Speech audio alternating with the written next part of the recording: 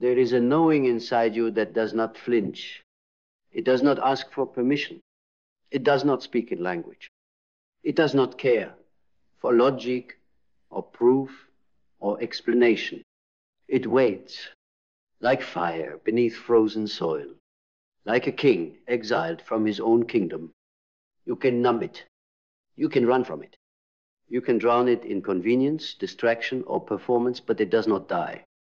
Because the soul remembers everything the mind has tried to forget. Every time you betrayed your truth for belonging. Every time you silenced your instincts to be polite.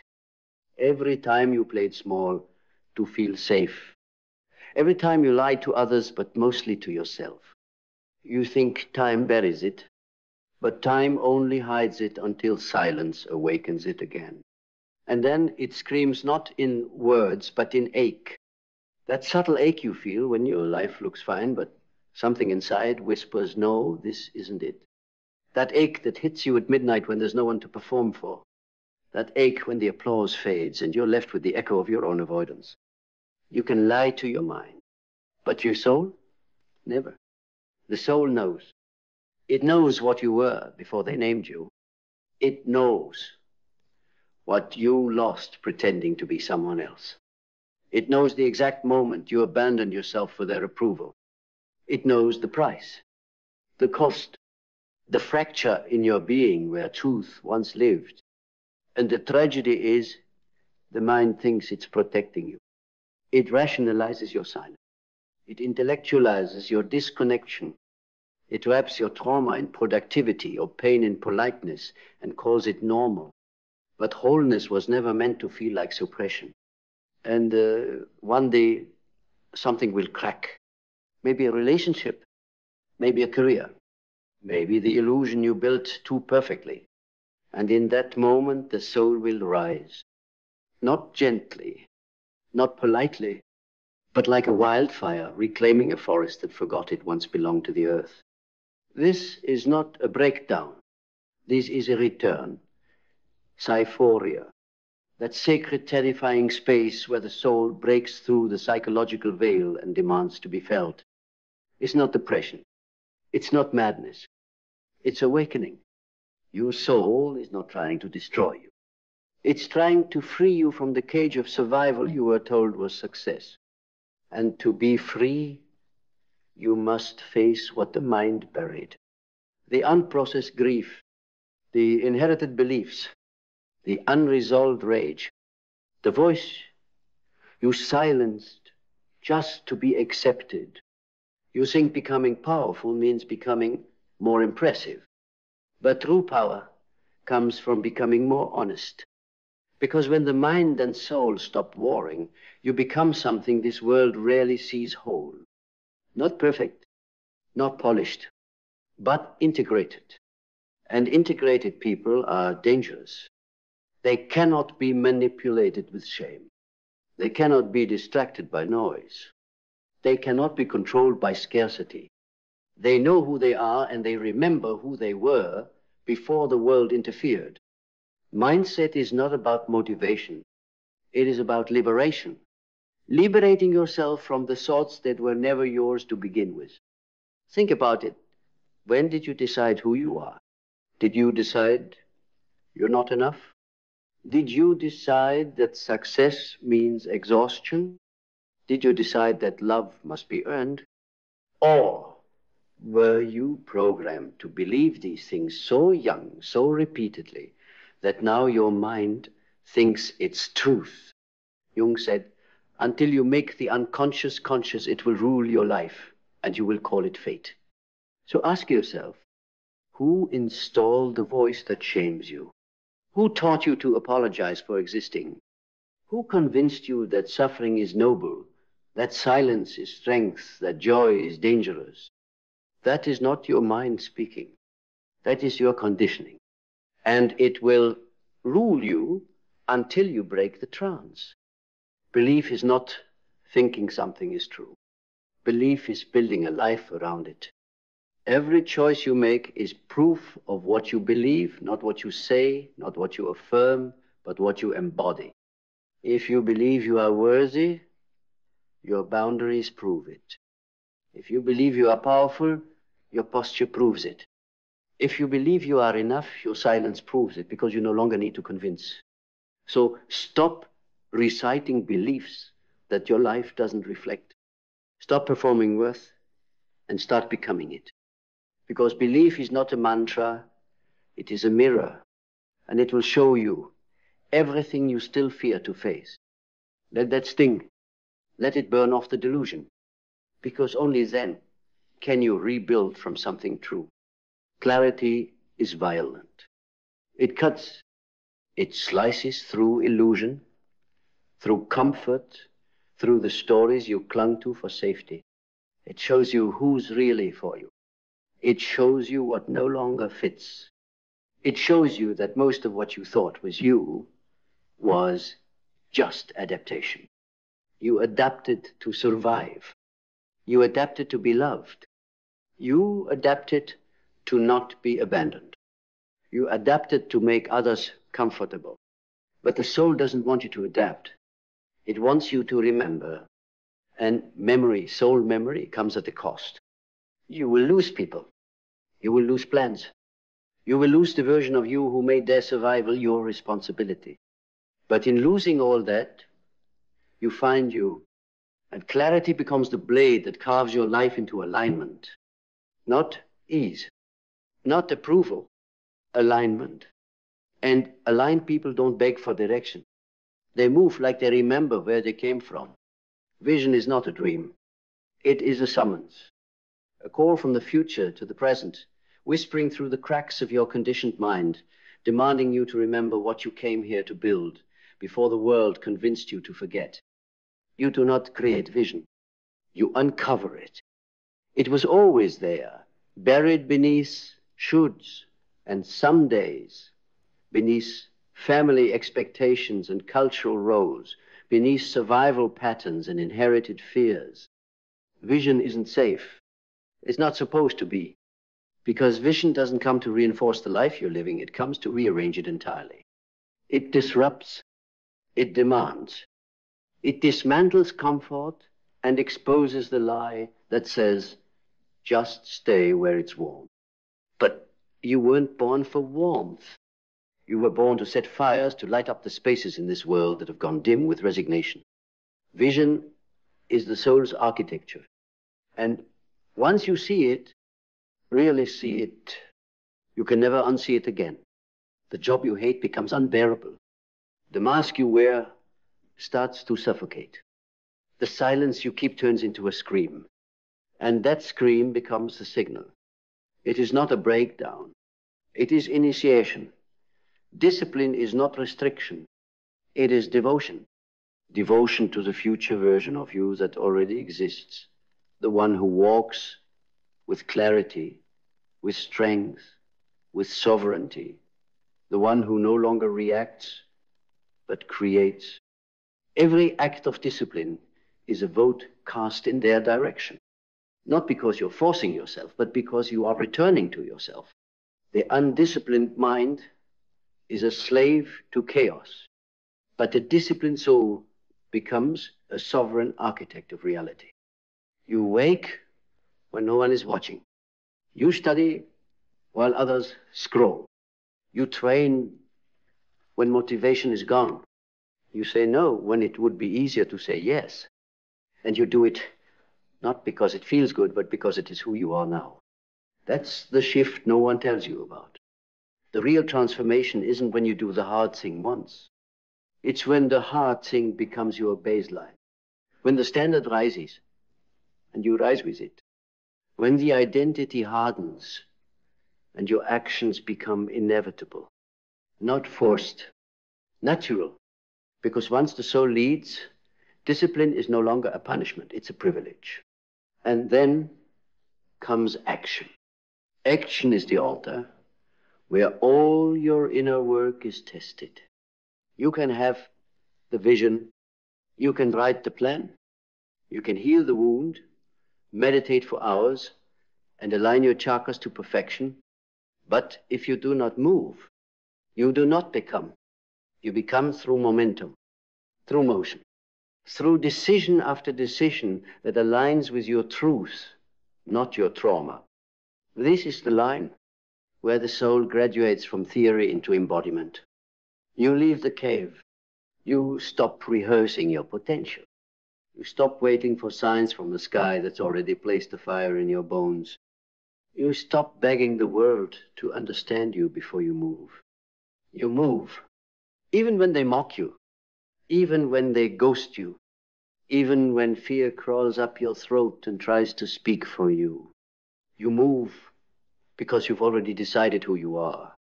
And action becomes the evidence. You don't say, I am ready. You say, I am real. The soul doesn't speak in future tense. It doesn't hope. It doesn't negotiate. It doesn't wait for alignment. It is alignment.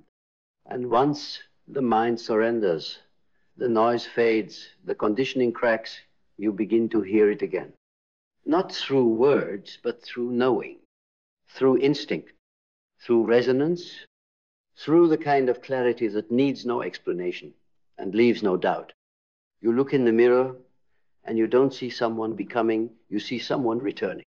Returning to a self that was always whole. Returning to a fire that was never extinguished. Returning to a path that always existed beneath a detour. This is not a rise. This is a homecoming. And home is not a place. It's a state of soul recognition. The place where your steps make sense, even when they don't look right to the world. The place where your silence speaks louder than performance ever could. The place where you are no longer afraid of being misunderstood because you understand yourself. Resilience is not endurance. It is not gritting your teeth and surviving another round of pain. It is not smiling through your own suppression. It is not calling it strength when what you really mean is disconnection. Resilience is remembrance. It is remembering who you are when everything else has been stripped away. It is holding your center in a world that profits from your chaos. It is speaking softly, not because you're weak, but because your silence shakes the walls. Resilience is built in the ruins. It is forged in the moments when everything collapses and something deeper refuses to die. It's not about bouncing back. It's about rising differently. You don't go back to who you were. You don't rebuild the same shell. You walk forward fractured but whole, because the soul doesn't restore you by making you what you were. It restores you by revealing what was always there beneath the illusion. And sometimes that revelation feels like fire. The loss, the rejection, the stillness, the betrayal. They all come not to punish you, but to burn off what can't go with you. You must integrate what tried to destroy you. This is not about forgetting. This is not about forgiving too quickly or bypassing the depths of what you felt. This is about taking your power back from the pain that shaped you. The abandonment, let it teach you presence. The rejection, let it teach you self-recognition. The silence from others, let it teach you to hear your own voice again. Integration doesn't mean everything is okay. It means you are okay, even when everything else isn't. Because now the wound is not your identity. It is your origin story, and the story has changed. You are not the victim. You are not the fixer. You are not the one who stays silent just to keep peace. You are the one who remembers what the mind tried to bury and still chooses to rise with an open heart and unshakable spine. That is integration. That is power. So now we reach the edge. The place where you either return to the old you, the predictable you, the performative you, the palatable you, or you leap. You leap into the vast unknown of your own becoming. You leap into the version of yourself that no longer needs to be small, to be safe. You leap into the mystery of a life built from soul, not from survival. You will not be applauded at first. You will not be understood by many. You will lose followers, friends, maybe even family who only knew how to love your mask. Let them go. Because when you leap, the only thing waiting to catch you is truth. And truth doesn't cushion the fall, it transforms the landing. You will not land where you used to stand. You will not speak how you used to speak. You will not move how you used to move. Because the soul that remembers what the mind forgot, has taken the throne again, and now you do not walk into rooms to be seen. You walk in knowing you see everything. You do not reach for love. You radiate it. You do not ask for permission. You move with conviction, because finally, you are not operating from your past. You are not chasing your future. You are living from the eternal knowing that pulses beneath it all. I was never lost. I was only silent. And now, I remember, you don't feel empty because something is wrong with you. You feel empty because you've been full of things that were never yours. Full of noise, full of guilt, full of the opinions of people who never even asked how you really feel. You've been carrying the weight of expectations disguised as love. You've been walking through your life wearing masks, smiling, performing, achieving, all while slowly forgetting the shape of your soul. And one day, it hits you in the middle of the night, in the silence, after the scroll ends, in the quiet of an accomplishment that didn't bring peace. That ache, that void, that deep gnawing whisper that says, this isn't it. And it terrifies you, because you've done everything they told you would make you whole. You followed the map, you checked the boxes. You became what they said was successful, but you still feel like something's missing. And it's not a thing, it's you. This is the truth about why you feel empty. You've abandoned yourself again and again and again for acceptance, for peacekeeping, for performance, for survival. You betrayed your gut for harmony. You silenced your voice to avoid conflict. You minimized your desires to keep their love. And every time you did that, you disappeared a little more. They didn't need to break you. You broke yourself, trying to fit into lives that could never hold the weight of your truth. So now, you walk around with a smile that's been negotiated, laughter that's been edited, purpose that's been postponed, and the cost is you, not your job, not your relationship, not your social status. You, the real you, the ancient you, the wild, radiant, unfiltered you, the one you were before the world taught you to shrink. You feel empty, not because you have nothing, but because you've traded your everything for approval. You were taught to chase things, not truths. You were trained to chase status, not self. You were groomed to wear pride like armor and call that power. But it wasn't power. It was protection. Protection from your own reflection. Because the moment you stop running, the moment you look in the mirror without the mask, you'll see her. You'll see him. The one who's been waiting for you to return. That's where the emptiness ends. Not when you get more, but when you release more. Release the lies. Release the projections. Release the belief that worth must be earned through suffering. Because you were never supposed to perform for love. You were supposed to be loved. Syphoria is a name for this. This sacred disorientation, when the self begins to rise from the ashes of a lifetime of pretending. The euphoria of psychological rebirth, not through conquest, but through reclamation. You don't need to create a new self. You need to return to the real one. But to do that, you must step into the fire. You must let the illusion burn. Burn the story that says you're only as valuable as your productivity. Burn the narrative that calls your silence weakness. Burn the script they gave you and write your own in blood, in truth, in clarity, because clarity is the cure for emotional starvation. And clarity only comes when you are ready to let the old gods die, the god of performance, the god of people-pleasing, the god of perfection. They are false idols, and they will never fill you. They will drain you until your soul forgets its own name. So speak it. Say it. Whisper it in the dark if you must. Call yourself home, because you are not lost. You are buried. And now it's time to rise. The first thing to rebuild is your mindset, not with positivity, not with slogans, with truth. You are not behind. You are not late. You are not broken. You are exactly where the unraveling was meant to begin. Because the unraveling is sacred. You cannot become real until everything fake has fallen apart. You cannot feel full until everything hollow has been emptied. This is where power begins.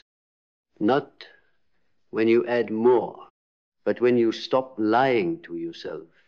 Stop lying about how okay you are. Stop lying about who you've become just to be liked. Stop lying about the dream you buried because someone else called it too much. It's not too much. It's you. And you were never meant to be a half version of yourself.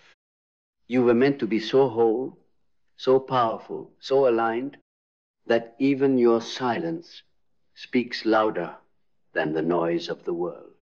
But to become that, you must confront your beliefs. The quiet ones, the buried ones, the ones you don't say out loud, but that run your entire life.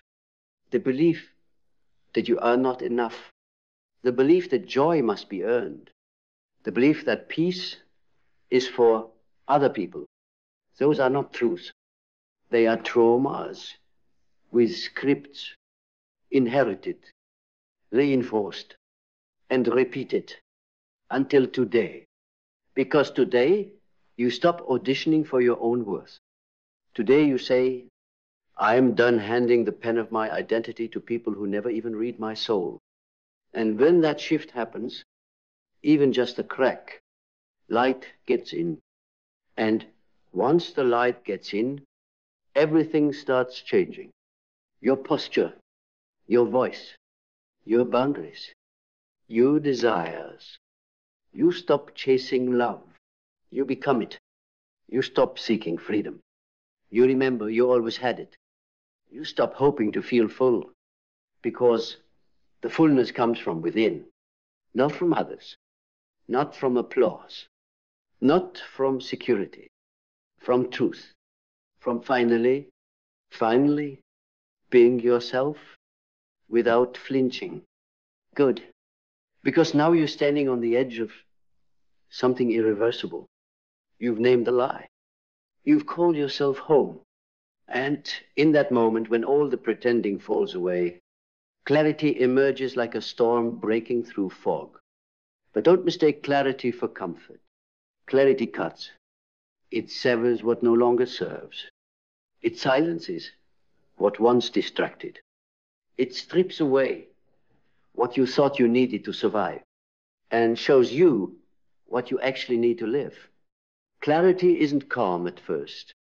It's chaos. Because now you see the relationship that was built on fear, the job that numbs instead of builds, the goals that were never yours to begin with. Clarity exposes the prison you called purpose, and the truth you tried to outrun in the name of peacekeeping. But don't run. Not this time. You've been asleep too long to turn back now. Let it burn. Let it all fall if it must. Because anything built on your silence was never stable to begin with. This is not destruction. This is liberation. When the smoke clears, you'll find something else rising from the ashes. Vision. Not the vague fantasy of what life could be someday, but the precise direction of what you were born to do. Vision is when the soul remembers. When it says, I did not come here to repeat. I came here to rebuild. You've tried living like them. You've tried playing it safe. You've tried becoming digestible, accessible, easy to understand. But now you know. That version of you will always feel empty because it's not you. So you begin to shape something else, a life where your soul breathes, a path where your feet don't drag, they march. This vision, it won't come from books or gurus. It will rise in stillness. It will arrive like a memory that never left. It will whisper, remember me. I am the life you locked away when they told you to be smaller. Let it out. Let it stretch. Let it terrify you. If your vision doesn't scare the parts of you that once settled, it's not big enough. If it doesn't offend your old identity, you haven't shed enough layers yet. You are not here to build a life that makes sense to others. You are here to build a life that revives you every time you wake up. And now we talk about the backbone of all of it. Purpose. You don't find purpose. You don't stumble into it. You remember it. You remember what made your eyes light up before the world dimmed them. You remember what made time disappear before money and validation entered the equation. You remember the feeling of movement without needing recognition. That's purpose. It doesn't always make sense. It doesn't always pay well at first. It doesn't always fit the script they handed you. But it calls you from the depths, from the silence, from the part of your soul that refuses to die quietly. And the moment you say yes to it, not just with your words, but with your life, you become unstoppable. Because purpose makes pain tolerable. Purpose gives a storm meaning. Purpose turns wounds into wisdom and suffering into strategy. You're not empty. You're not broken. You're misaligned. And the moment you step back into alignment, the void starts to close. Not because it's gone, but because you're finally home in yourself again. But knowing your purpose is not enough. You must protect it with discipline. Discipline is not punishment. Discipline is devotion. It is your sacred yes to the future. You say you want, and your ruthless no to anything that insults it. It's the actions no one sees. The choices that don't get applause. The boundaries you enforce in silence. The temptations you walk away from, not because you're weak, but because you're too powerful to be distracted now. Discipline is a decision that says, this life is mine, and I will not abandon myself again. So you rise early, you create, you move, you learn. You say no without guilt. You rest with intention. You speak only when it's necessary. You act not because it's convenient, but because it's necessary. Discipline doesn't care about your mood. Discipline doesn't ask for motivation. Discipline demands integrity. And when your actions are aligned with your vision, you stop living from reaction. You start leading from identity. You become the kind of person your past self prayed to become, and your future self thanks you for becoming. And life will respond. Not always with ease, but always with truth. It will test your new alignment. It will shake the ground beneath your feet. It will send storms to see if you still flinch. And this is where the next gift awakens. Adaptability. Because you will not always get to choose your conditions, but you will always get to choose your response. The strong don't resist the wave. They become the water. They bend. They pivot. They endure. They don't need the world to be calm because they've made peace within themselves. You want to stop feeling empty? Stop needing life to be perfect and start becoming the kind of person who thrives regardless. Let go of the plan, but never let go of the path. Let go of how it should have been, but never let go of who you're becoming.